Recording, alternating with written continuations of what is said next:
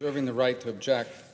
So let me explain what's going to happen here in a second. So we've all heard the stories, right? In China, in the Xinjiang province, Uyghur Muslims are taken from their homes, from their families. They're forced to work in these factories as slaves. They're forced to renounce their religion, change their name, forced sterilization, forced abortions. It's been characterized, rightfully so, as genocide.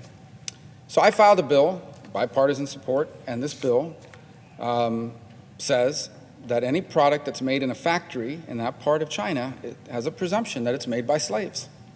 And it passed the Senate unanimously. It's sitting over in the House. So I'm trying to get it here as an amendment on this bill. And here's what happens. The House, they have this thing where they come forward and say, under the Constitution, if it generates any revenue, it has to start in the House. The problem I have with that is that they interpret it very differently than how the Supreme Court has interpreted that clause in the Constitution. Very broadly. In fact, so broadly that they can basically use it on virtually anything. They can just apply it to anything they don't like.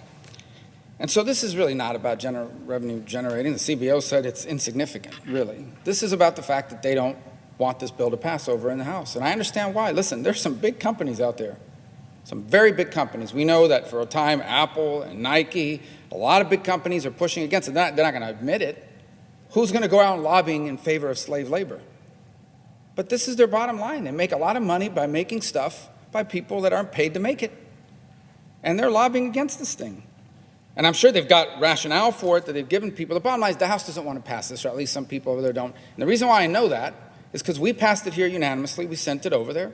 And if this was, let me tell you what, if this was a revenue issue, if this was the issue was we're in favor of the policy, you're right, there shouldn't be slave labor and we shouldn't be participating in it. But we can't do it in this bill because it impedes on our prerogative as the House.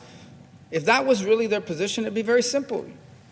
You pass our version, take the House version, pass a House version of our bill and send it over here and it becomes the law. Why haven't they done that?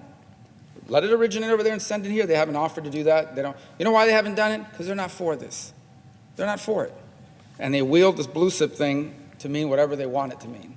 I support many of, not all these amendments on here. Some of them have bigger revenue implications, but apparently those don't have blue slip because they're for it.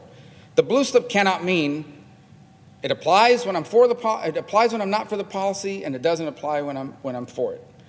That's the bottom line. That's the way to answer. So I'm going to renew what I did here a few days ago, and that is I'm going to ask to modify the request to include my amendment, which is the body of this bill that every member of the Senate's already voted for, amendment number 4330. All right, folks, thank you so much for joining us here at Golden State Times. If you're new to the channel, we encourage you to subscribe by clicking that middle button. Also, check out our previous video by clicking the video on the right, or a video you might enjoy by clicking the video on the left. Also, don't forget to click the thumbs up button and share this video on social media. Peace.